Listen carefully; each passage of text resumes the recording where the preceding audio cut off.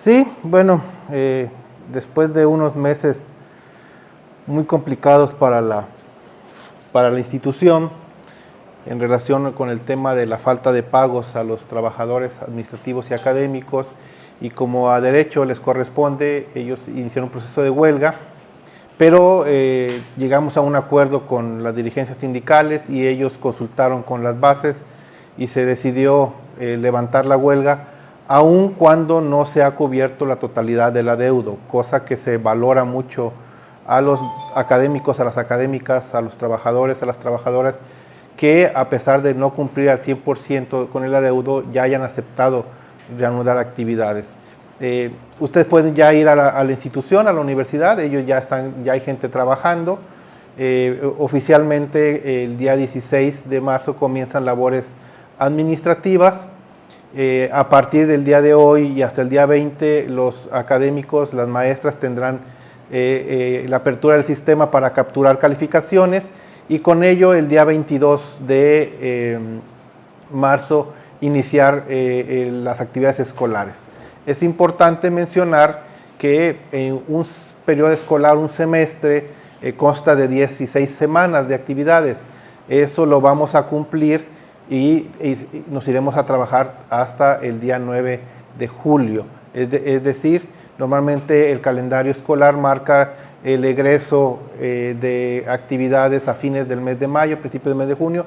Ahora, por la circunstancia que estamos viviendo, nos iríamos hasta la primera quincena del mes de junio, y con eso cumpliríamos las semanas que tenemos la obligación de hacerlo para poder dar una trayectoria escolar con calidad. Entonces, sí, tuvimos un perjuicio, pero afortunadamente era importante en estas fechas levantar la huelga para no correr más riesgos en el sentido de poder perder el periodo escolar, perder el semestre, no tener otro tipo de afectaciones. E insisto, valoramos mucho el esfuerzo que hacen los trabajadores, los docentes, las maestras, para levantar la huelga, aun cuando no se ha cumplido con el 100% de lo adeudado. Entonces, ¿inician el 22 y salen de vacaciones en Semana Santa o van a reportar este periodo? Bueno, recordemos nosotros que estamos trabajando de manera virtual. Eso es importante señalarlo, porque en el esquema virtual no hay tiempos y momentos. Es conforme el profesor, la maestra haga la planeación, se ponga de acuerdo con los estudiantes. El profesor puede tener su actividad de trabajo o puede tomar su periodo vacacional sin ningún problema. Lo único que le vamos a exhortar a los profesores, a las maestras, es que se cumplan con las 16 semanas. Esas 16 semanas se cumplen aun cuando decidan tomar el periodo vacacional. Entonces es importante mencionar que a pesar de las 2 semanas de vacaciones de Semana Santa, se cumplirían las 16 semanas que tenemos contempladas en el calendario escolar. Una situación que quedaba pendiente es los campos clínicos para los jóvenes estudiantes de medicina. ¿También ya se va a ver este proceso? Sí, por supuesto, ya el director de la Unidad Académica de Medicina, junto con el secretario de Vinculación y Extensión, que es el responsable por parte de la Administración Central, ya están revisando el tema para que los chicos y estudiantes de medicina no tengan ningún perjuicio en sus campus clínicos, que era una de las situaciones que más me preocupaba, para que no pudieran perder esos campus clínicos, porque si de por sí son escasos, imagínense perder los 135 campus clínicos que tenemos, pero parece ser que no, que sí podremos sacarlo adelante y nadie va a tener una repercusión en su trayectoria escolar. Rector, ¿qué pasa con los alumnos que en este caso están por terminar o culminar sus estudios, que egresan de la licenciatura, de la preparatoria, con sus trámites? En la parte administrativa probablemente hubo alguna afectación. ¿Cómo podrían darle seguimiento a estos procesos? Mira, una de las preocupaciones que teníamos en este momento ya, por ejemplo, es el tema de las becas Benito Juárez, que por no tener constancias de calificaciones pudieran perder la beca. Por eso fue mi insistencia, una vez que tuvimos recursos para poder pagar el aguinaldo, y hacerle la propuesta a los sindicatos de ver la posibilidad de levantar la huelga, cosa que afortunadamente sucedió, porque sí, podrían tener ya afectaciones por cuestiones de procedimientos administrativos, falta de constancias, falta de títulos. Hay gente que va a hacer trámites, por ejemplo, de bachillerato, que va a hacer trámites para ingresar a otra universidad, y ellos tienen sus tiempos y momentos, ¿verdad? Entonces habría que solventar. Entonces la indicación que se les dio El día de ayer tuve reunión con los directores y directoras de unidades académicas. La indicación que se les dio fue que estos temas le dieran prioridad y los atendieran de manera inmediata para que nadie tenga un perjuicio en ese sentido al momento de egresar a la institución. Tendremos que hacer un muy amplio para que, a pesar del alargamiento del calendario escolar, no se cambien los tiempos de entrega de certificados, cartas de pasante, títulos, para que ellos puedan en tiempo y forma entregarlos y no tener prejuicios ni para ingresar a otra universidad y mucho menos para cuestiones laborales. Entonces, media superior y superior podrán contar con sus documentos. Tendrán que contar con sus documentos, ese es el esfuerzo que tenemos que hacer como administración. ¿Qué otros rezagos quedan después de la huelga? Bueno, en cuestión de pagos, queda pendiente el bono docente, queda pendiente el bono de apoyo para juguetes, queda pendiente el tema del desempeño docente, que es importante aclarar que no se manifiesta en el calendario de pagos que ofrecí a los sindicatos porque no fue motivo de la demanda, pero el programa de estímulos lo comenzaremos a pagar en los próximos días para que también se regularice.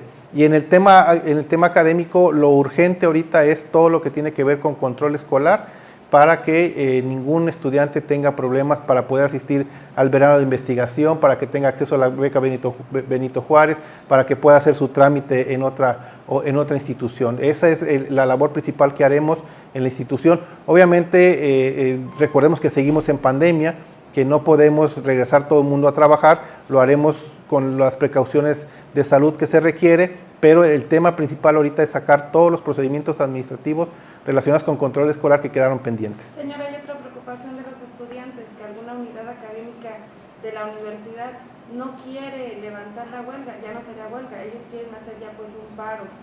Tendrían repercusiones en cuestiones salariales.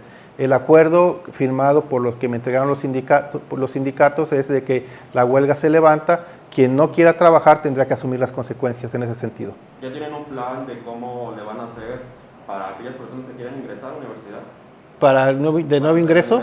Sí, el próximo martes es la reunión del Consejo Coordinador Académico. El Consejo Coordinador Académico es el autorizado para autorizar la convocatoria. El próximo martes tendremos la reunión para ya sacar la convocatoria. Seguramente en la próxima semana ya estará publicada la convocatoria para todos aquellos que quieran ingresar a la institución en el mes de agosto. El día de hoy se dio a conocer una convocatoria de parte de docentes para una manifestación a las 5 de la tarde en rectoría.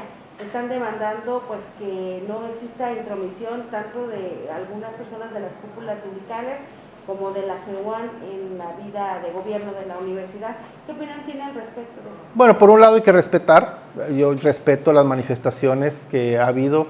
Ustedes se han dado cuenta de que durante todos estos meses ha habido manifestaciones importantes, sobre todo en redes sociales, y ustedes podrán buscar, nunca he hecho yo una manifestación o un comentario negativo sobre las mismas. Se entiende, es inherente a un cargo público, pueden tener razón, pueden no tener razón, pero eso hay que respetarlo.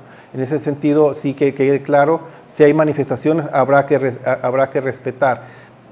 Entiendo su argumento, pero también habrá que entender cómo está la composición de la institución, la estructura en la universidad. Hay tres grupos que convivimos al interior de la universidad, que son los profesores, los trabajadores, los estudiantes, y cada uno de ellos tiene una representación legal que fue ganada a partir de los procesos que ellos mismos tienen al interior para elegir las dirigencias sindicales, y yo tengo que respetar eso. Yo no puedo en un momento determinado desconocer alguna dirigencia sindical porque algún grupo minoritario no está de acuerdo con ellos. Hubo elección hace relativamente poco de sindicato personal académico y la mayoría la obtuvo la actual dirigencia, y yo tengo que trabajar con ellos porque así me lo mandatan. Ellos son los titulares de los contratos colectivos. Ya lo demás, pues bueno, yo lo entiendo y son parte de las convivencias que tenemos en la institución, pero lo peor que podemos hacer en la universidad es limitar la libertad de expresión. Si limitamos la libertad de expresión en una universidad, entonces estamos limitando la libertad de expresión no solamente de la universidad, sino todo en el Estado, porque al final la universidad es el reflejo de lo que sucede en la sociedad. Señalan que hubo coerción, incluso compra de votos para los consejos de huelga y que se podía llegar a estos acuerdos que, bueno, varios profesores y trabajadores pues dicen no aceptan que no hubo revisión a fondo de las propuestas que se harían con rectoría y que, bueno, pues no fueron tomados en cuenta.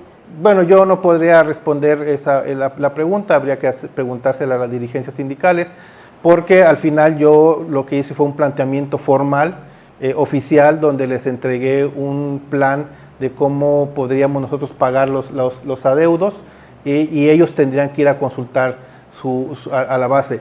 Lo que yo te puedo decir es que se me haría muy raro que en una situación de esta naturaleza hubiera una coerción por parte de alguien para levantar una huelga o no, porque la pregunta era muy sencilla, ¿no? ¿Estás de acuerdo en levantar la huelga, sí o no? Y la gente lo votaba en ese sentido. Y que me presentaron a mí los sindicatos es que la mayoría de la gente obtuvo. Y hay que recordar que en un proceso democrático, pues lo que dicen las mayorías se acata. ¿Cuál sería la postura de rectoría con respecto a las pintas que hubo ayer en el escudo de la universidad? Hay que respetarlas. Yo reconozco que hemos sido incapaces como administración de generar protocolos que eviten la violencia de género al interior de la universidad. Entonces, obviamente, las chicas tienen toda la razón al quejarse de que la universidad no ha atendido el problema. Esa será una de las tareas prioritarias que tenemos. También recordemos que el año pasado, cuando hubo esas primeras manifestaciones, que la verdad me sorprendieron mucho porque uno parece que vive en una burbuja y no se da cuenta de lo que sucede fuera de esa burbuja, y cuando bajé a ver el tendedero y vi acusaciones muy delicadas, pues sí, buscamos atender, pero inmediatamente se vino el tema de la pandemia. A la siguiente semana ya no estábamos en trabajos, pero ya se está trabajando el tema de protocolo contra la violencia de género, pero tiene que ser un protocolo que sancione.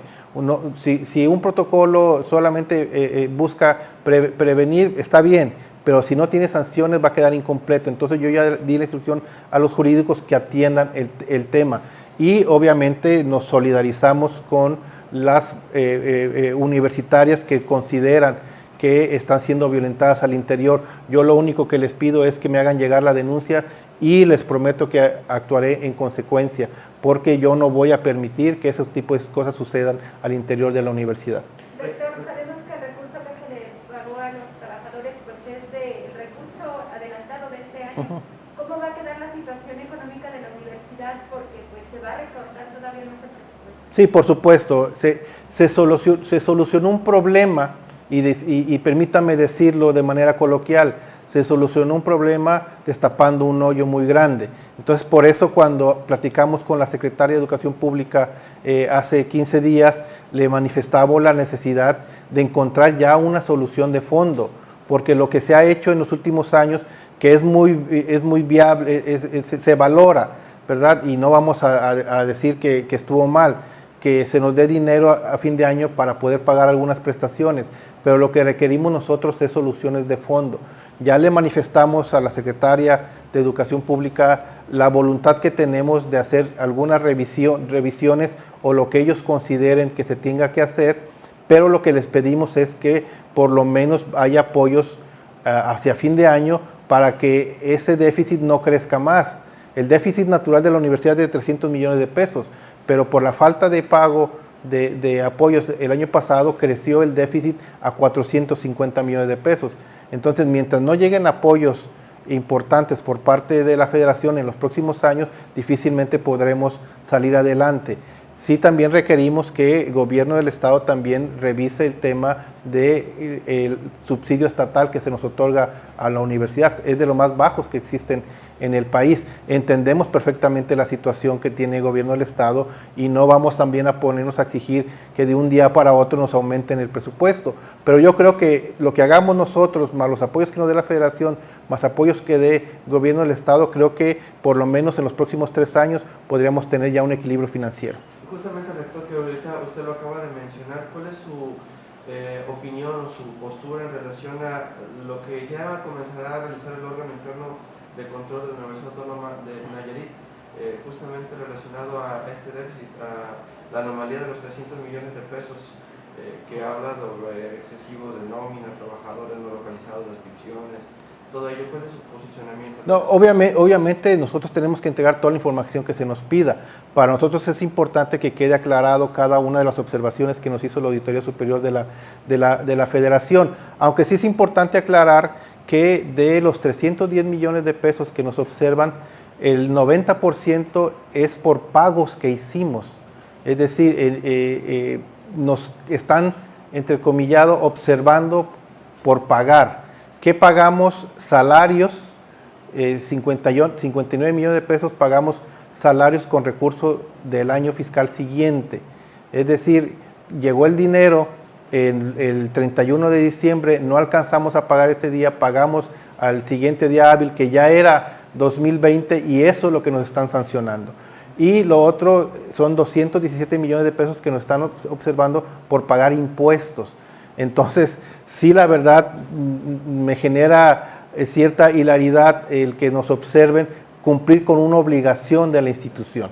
Entiendo perfectamente que lo que ellos nos dicen, pues, es que pagaste con recursos de 2020, de 2019, perdón, pagaste deudas con SAT de 2016, 2017 y 2018.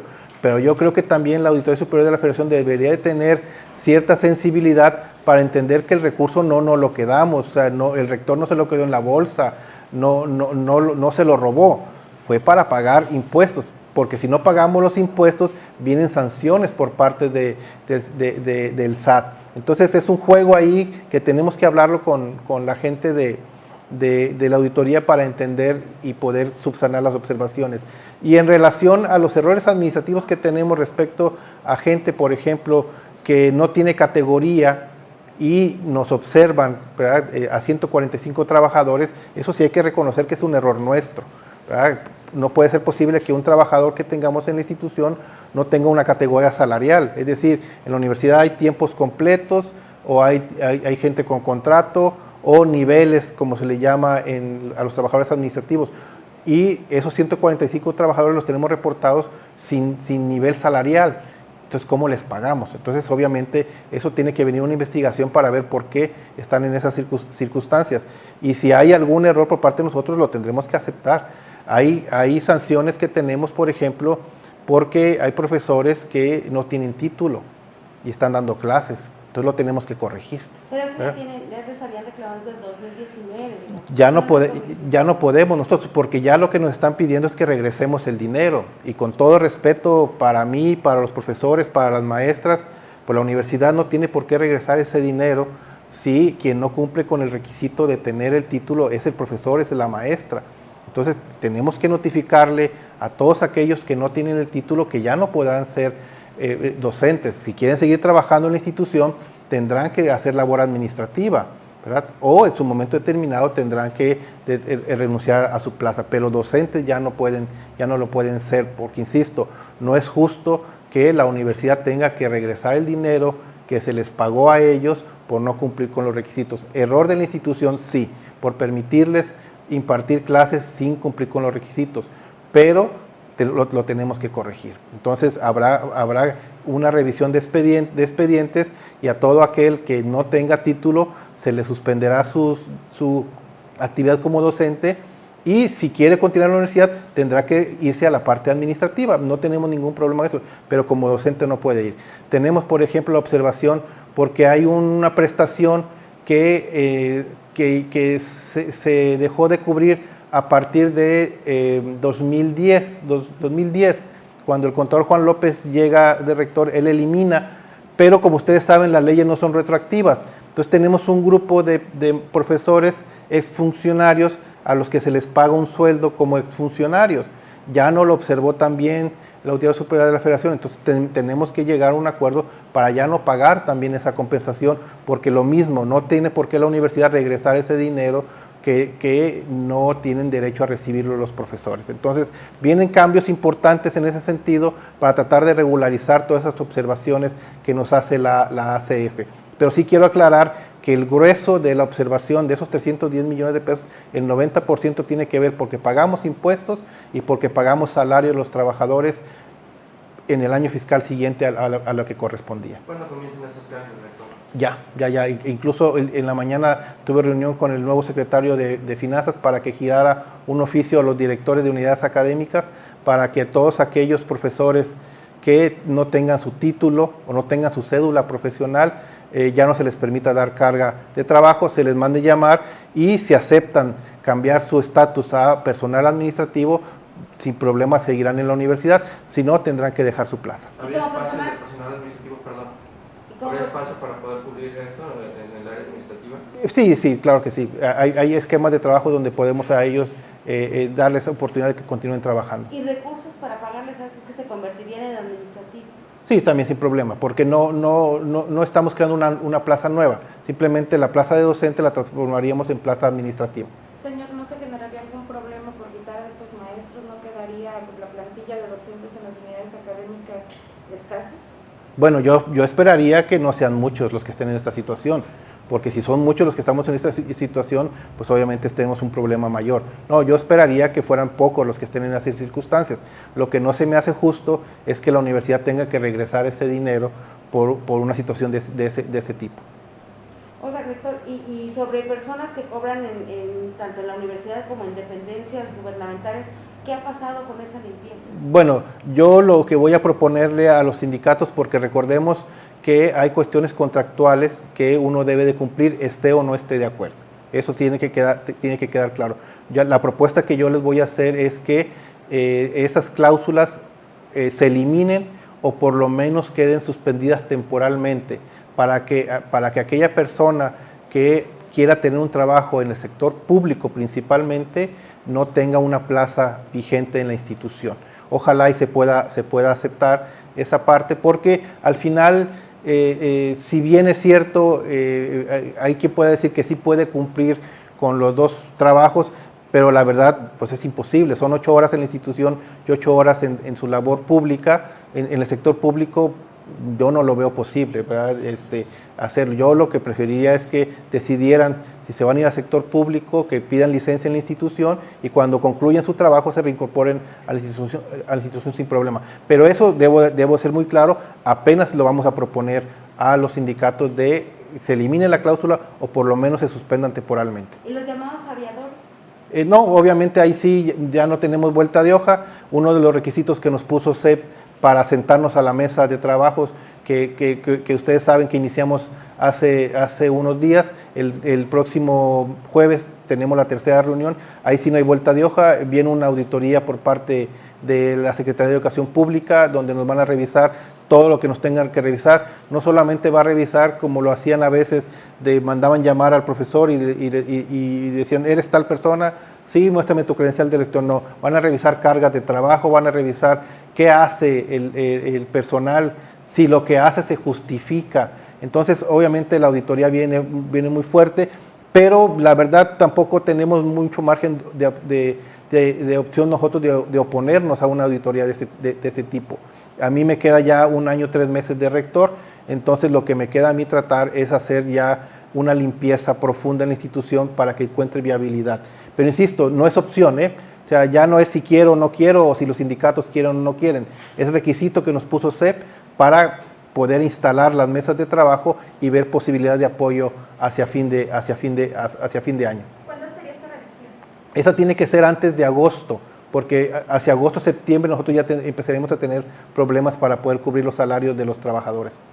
Oiga, ¿y no se podrían aplicar exámenes de posición para estos maestros o incluso técnicos para los trabajadores de la universidad? Bueno, se puede hacer, es lo ideal, pero el otro acuerdo que se tiene con CEP es ya la contención de contrataciones. Entonces, en los próximos 3 años difícilmente habrá una contratación en la institución. Yo entiendo perfectamente que mucha gente duda y señala que el tema del déficit de la universidad tiene que ver con abusos que hacemos con los recursos, pero la verdad el problema de la institución viene generándose desde hace muchos años. En 2006, por ejemplo, se toma la decisión se crea el fondo de pensiones y el fondo de pensiones dice que el trabajador va a aportar el 10% de su salario para el fondo de pensiones. En 2006 toman la decisión de que se quede en el 6%, pero además dicen, no se tiene que jubilar nadie en los próximos 5 años. y en esos 5 años se jubilaron 444 personas, pero además llega recurso para capitalizar el fondo de pensiones y ese recurso se utiliza para pagar la prima de jubilación. Entonces impidieron que el fondo de pensiones se capitalizara. ¿Y qué sucedió? Que el fondo de pensiones 8 años después tronó, ¿verdad? Y es lo que nos tiene metido en gran problema. A mucha gente se le olvida que en 2010, 2011 se nos dejó de dar el subsidio estatal en ese momento por 180 millones de pesos. A mucha gente se le olvida que en 2015 hubo intercambio de transacciones financieras entre la universidad y un particular. Y todo eso hizo una bola de nieve que nos tiene en este momento. A lo mejor la gente no lo sabe, pero entre 2004 y 2016 se contrataron a 2.600 personas para ingresar a la universidad sin techos presupuestales y hay que pagarles. Entonces, es un proceso que se viene originando desde muchos años, que revienta en 2014 y que también hay que aceptar que no hemos hecho gran cosa por mejorar. Lo que sí quiero dejar muy claro es que nosotros ya no vamos a proponer y vamos a pelear lo más que se pueda para que ya no se vea perjudicado el salario de los trabajadores, de los maestros. Tenemos que ser creativos, tenemos que buscar por otro lado cómo solucionar la crisis financiera, pero ya no decir bajar prestaciones, porque el sueldo de los universitarios no es muy alto y con el esfuerzo que se hizo en 2019 salimos perjudicados todos los universitarios. Entonces hay que buscar otros esquemas, que los hay, claro que sí los hay, para hacerlo. Lo que sí es importante es que seamos conscientes y presentarle datos a la Secretaría de Educación Pública del esfuerzo que hemos hecho los universitarios para tratar de salir de la crisis. Creamos un fondo de pensiones. Hay universidades en este momento que no tienen fondo de pensiones. Nosotros lo creamos a partir de 2003, sí, nos equivocamos en 2006, sí, pero ya corregimos esa parte, ya nuevamente los estamos aportando como estaba establecido en el reglamento, ya no subsidiamos el ISR como estaba contemplado, es decir, y todo eso tiene una repercusión en el bolsillo. Entonces sí quiero dejar muy claro y mandar el mensaje claro y contundente a la comunidad universitaria que no pondremos en la mesa de negociación con CEP que se afecte más el bolsillo de los trabajadores y de los maestros universitarios. Rector, pero todo esto nos menciona que es desde 2014, de años anteriores, y usted está reconociendo que hay errores, dice que sabe que hay, pero no hemos visto, por ejemplo, cuestiones, sanciones administrativas, digamos, no hemos visto a nadie también envuelto en esta situación por alguna denuncia administrativa, todo esto. Sí, recordemos que lo platicábamos, si ustedes recordarán, en 2016, 2017, cada vez que nos reuníamos con ustedes, yo les informaba a cuánta gente íbamos dando de baja, y logramos de dar de baja cerca de 50 personas.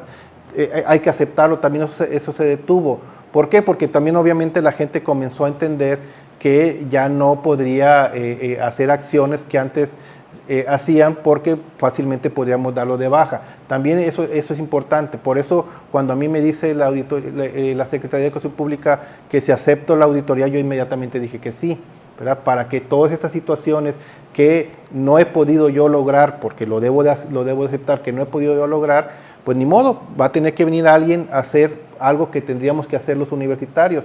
Y las consecuencias que vienen ahí es que lo que salga en la auditoría no va a quedar si lo queremos hacer o no. O sea, el diagnóstico que nos den ahí y las observaciones se tendrán que aplicar en ese momento. Tal vez cometimos el error de no hacerlo a tiempo y tuvo que venir alguien de externo a hacerlo, ni hablar, lo acepto sin ningún problema, porque insisto, lo que yo busco ya en este fin de mi periodo es darle ordenamiento financiero a la institución.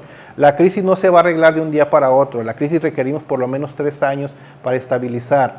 El gran problema que tenemos ahorita es que no tenemos esa ruta todavía, entonces hay que lograr un acuerdo con CEP, hay que lograr un acuerdo con el gobierno del estado para tener esa ruta y en 3 años poder tener ese equilibrio financiero. Doctor, y con la detención de Luis Manuel Hernández Escobedo, el sindicato mayoritario se queda prácticamente con una mano corta para poder negociar incluso estas cuestiones y los mandatos que tenga en determinado momento la CEP para poderle seguir apoyando.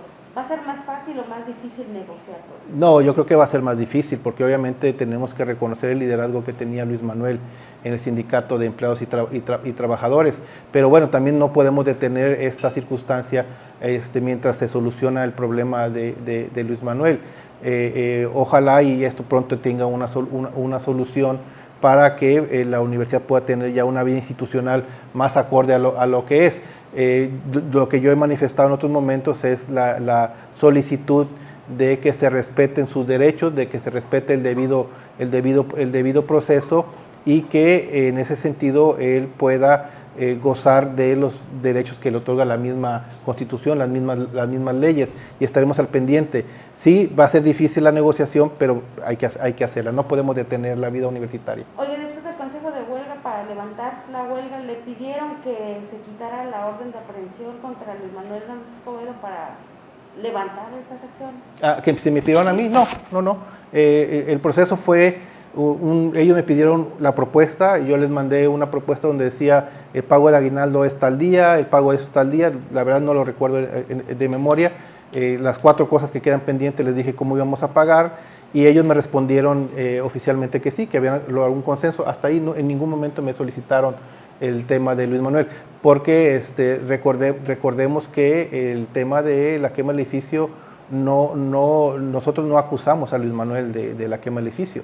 En su momento, cuando se dio ese evento, nosotros hicimos la denuncia a quien resulte responsable y ya la Fiscalía es la que ha determinado lo conducente. ¿Y ya había sido caso juzgado, como se dice? Pues no sabría decírtelo, la verdad, no quisiera yo cometer un error legal, no soy experto en derecho, lo que yo sé es que ya hay gente sentenciada por esa quema del edificio. ¿Pero se reparó el daño? Porque le han dicho que se va a reparar el daño. Está eso, hay un convenio con la gente para reparar el daño y estamos en esa parte. ¿Y en qué parte entre entonces Luis Manuel Hernández Escobedo si ya había sentencia de reparación del daño? No, ahí sí no te los podría decir, la verdad no he seguido las audiencias para conocer perfectamente cómo está involucrado Luis Manuel en ese sentido. Oiga, ¿y del exrector se tiene alguna información de qué ha pasado con los casos, incluso con sus exfuncionarios que también pues de alguna manera estuvieron en el desfalco administrativo de la universidad? Bueno, la verdad ya tengo varios meses que el tema del rector, perdón, no lo he platicado con el fiscal, pero la última vez que platiqué con el tema, él me decía que lo seguían buscando y que la gente que estaba involucrada estaban haciendo sus declaraciones pertinentes, pero les soy honesto, ya tengo tiempo que no veo ese tema. ¿Algo que quiera agregar, Héctor? No, agradecerles y ofrecerles una disculpa. Teníamos tiempo que no nos comunicábamos, pero la verdad hay momentos donde prefiero mantenerme un poquito en silencio porque luego las declaraciones que hago pueden ser contraproducentes. Les agradezco la paciencia que me han tenido por no platicar con ustedes, pero espero ya a partir de este momento estar más en contacto con ustedes. Y obviamente también la pandemia tampoco nos dejaba mucho, pero con todo gusto aquí estamos. Gracias. Gracias a ustedes. Bueno.